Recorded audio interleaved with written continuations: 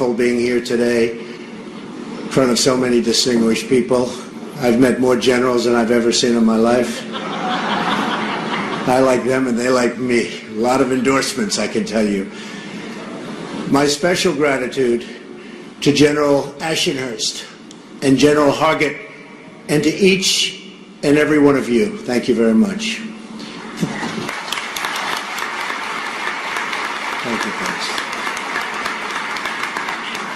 The National Guard of the United States has defended this nation at war, kept our citizens safe at home, and rushed into danger wherever it has threatened our people.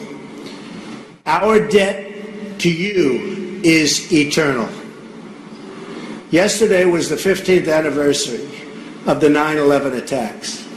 The National Guard was sent to assist in the aid and recovery, and these are serious bad days for our country. The recovery efforts at Ground Zero in New York City, and I was there and I know what you went through. Since 9/11, there have been 780,000 members of the National Guard deployed overseas, including those with multiple deployments. Right now, 10,000 members of the National Guard are in Iraq, Afghanistan, and many other countries all across the world and doing an unbelievable job. Members of the National Guard come from all walks of life, work at every kind of job imaginable, and juggle 1,000 different challenges as they raise their kids, serve their states, and answer the call of duty for their country. I am given the honor to serve as your president, which I think will happen, and we're going to soon find out. We hope.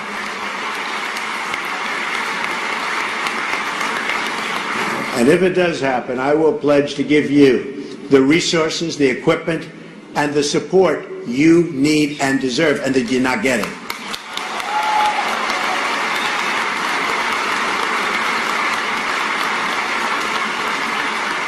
You will have a true and loyal friend in the White House. Whether you vote for me or whether you vote for someone else, I will be your greatest champion. I will not let you down. I am running to be a president for all Americans, and I've been especially humbled to have the support of so many of our men and women in uniform.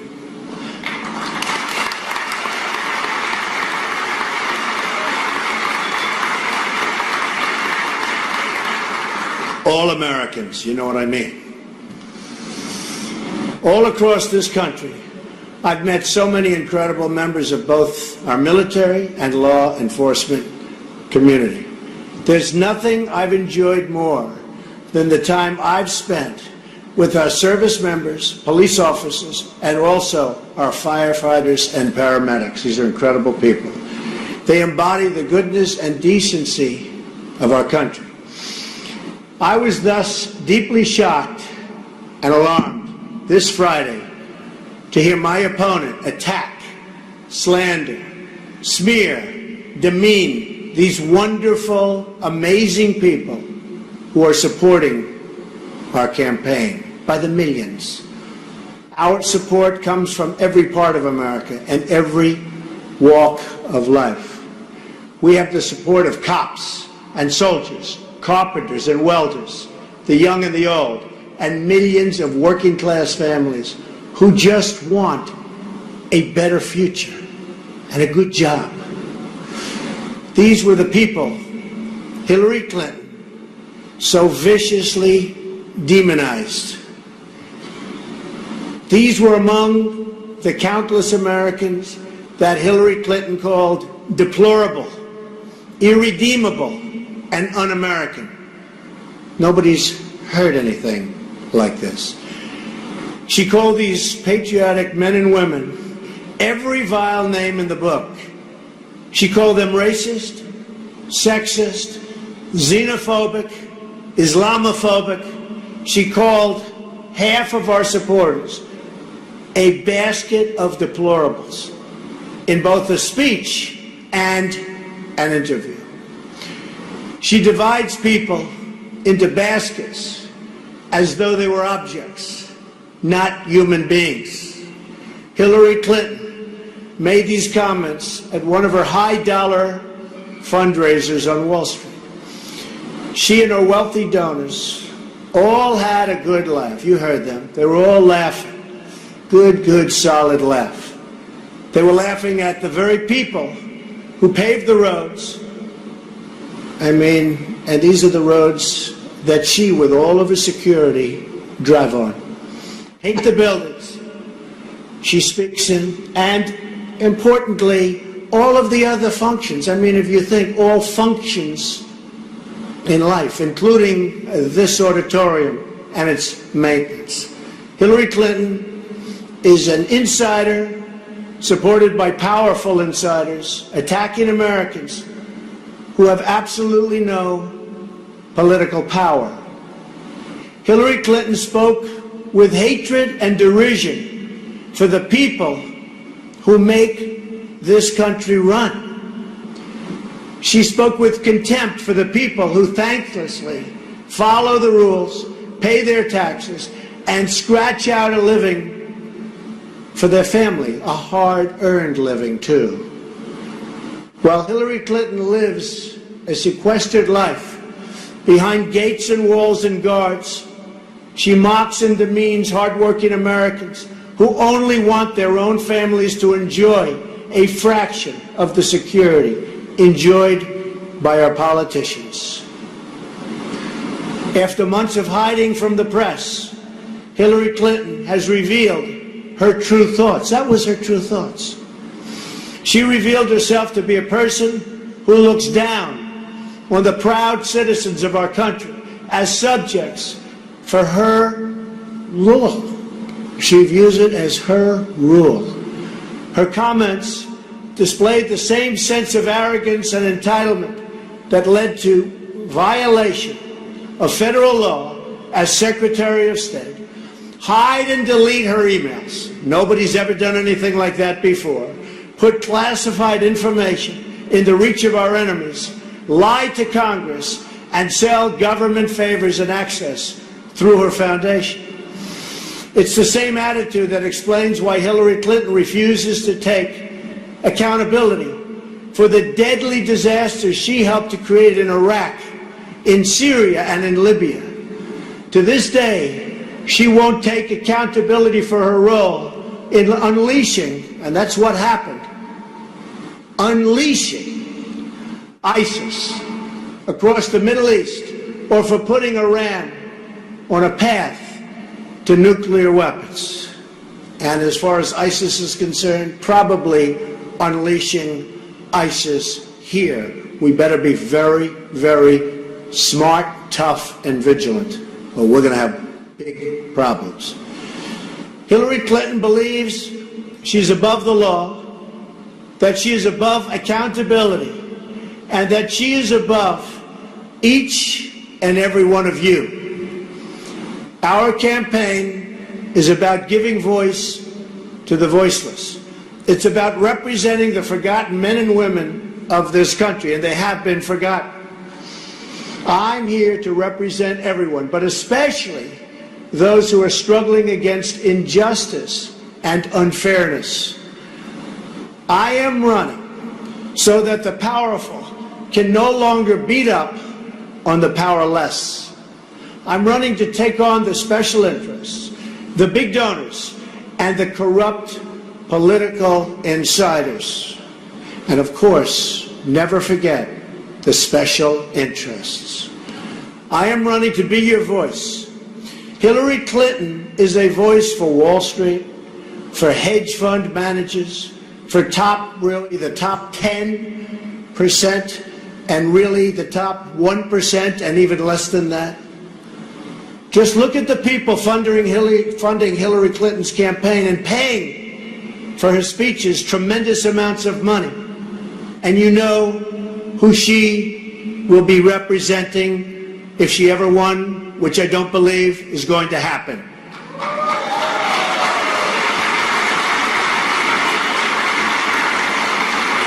In fact, if you look at the recent polls, the ones over the last few days, we're doing very well. That I can tell you.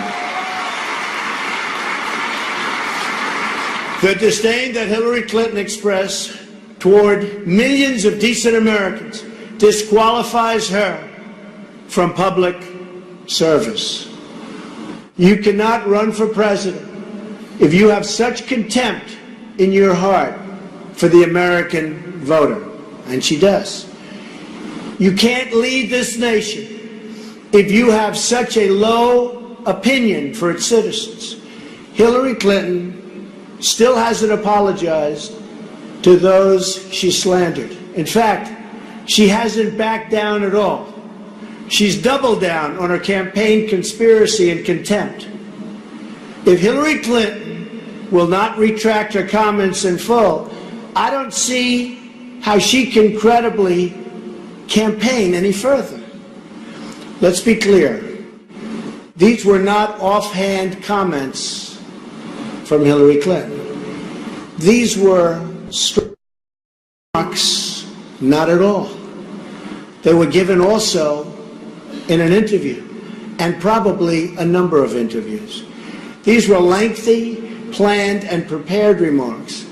It was perhaps the most explicit attack on the American voter ever spoken by a major party presidential nominee. Total disrespect for the people of our country.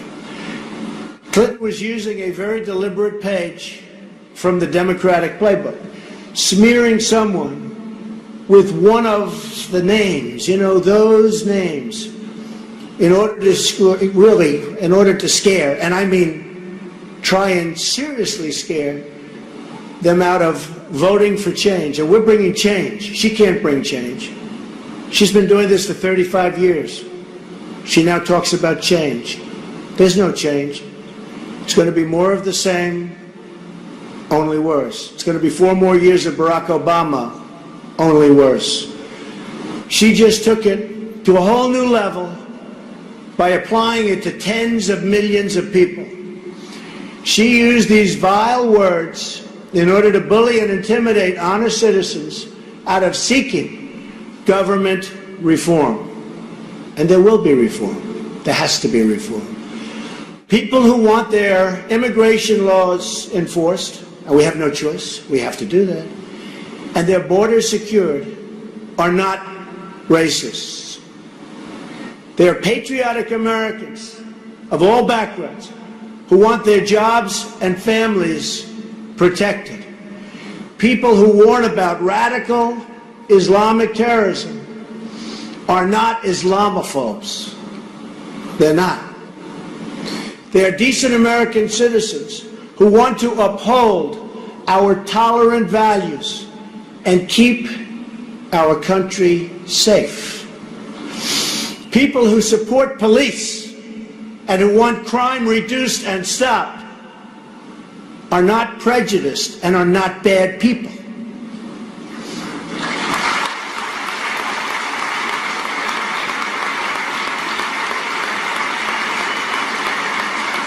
They are concerned and loving citizens whose hearts break every time an innocent child is lost and oftentimes killed to preventable violence. And it is preventable. Hillary Clinton doesn't have to worry about sanctuary cities or jobs moving overseas, where so many are moving.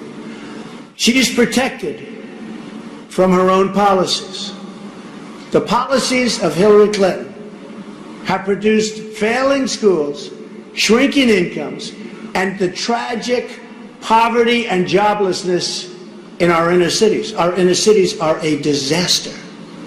Our campaign is dedicated to changing these policies to make life better for all Americans.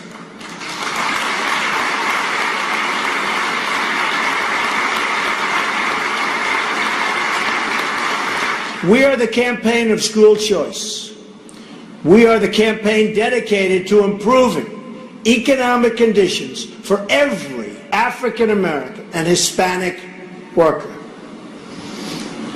and we are doing amazingly well with African American and Hispanic workers. You've been seeing that over the last week.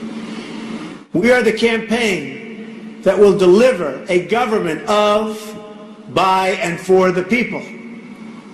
This change agenda includes a new foreign and new military policy. We are going to put the failed policy of the past, and there are many, behind us, ideally way behind us. We will empower our generals to do the job they were hired to do, and that begins with defeating and destroying ISIS.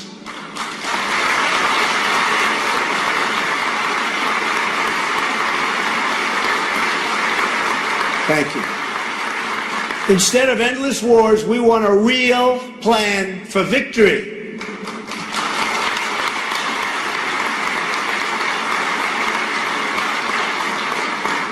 We will abandon the policy of reckless regime change favored by my opponent, and we will instead work with our allies to advance the core national security interests of the United States. America first. Remember that. America first.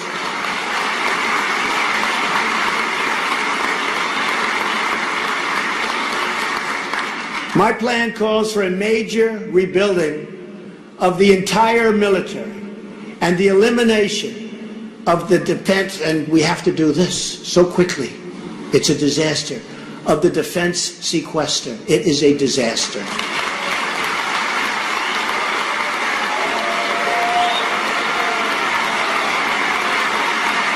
Have no choice. It is a disaster. It's called depletion. We have been depleted as a military. We can't let that happen. The greatest men and women on earth, but we have been depleted by what's taken place. In this rebuilding, we will provide our National Guard with the best modern, state-of-the-art equipment in the world, bar none.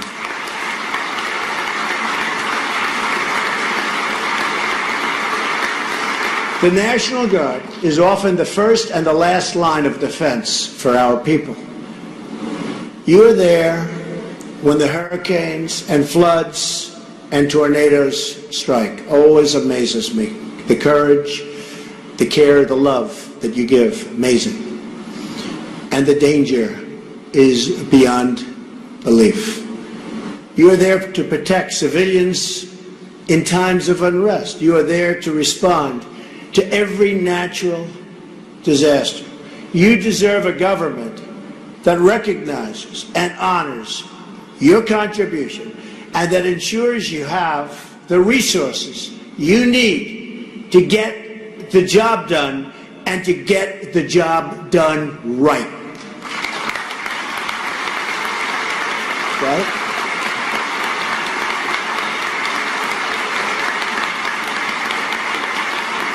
In a Trump administration, the National Guard will always have a direct line to the Oval Office, and I mean direct.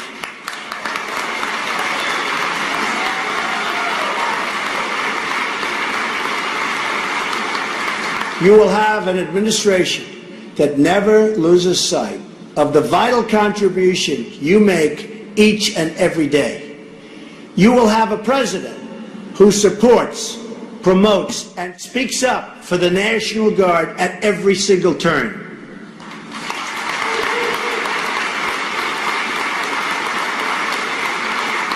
The incredible members of the National Guard have sacrificed life and limb for our freedom, our safety, and our country. We will never forget our heroes, their families, and the ones they've left behind. Our gratitude is and will be everlasting. We will protect those who protect us, and we will follow your example of unity, working in common purpose and for a common cause. We will be one people under one God, saluting one American flag.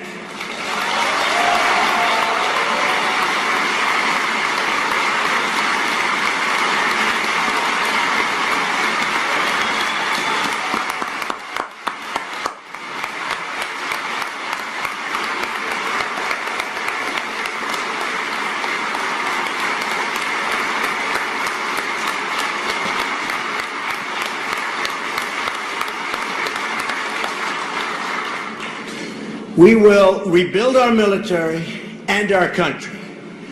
We will make America strong again. We will make America safe again. And we, together, will make America great again. Thank you very much, everybody. God bless you. Thank you. Thank you.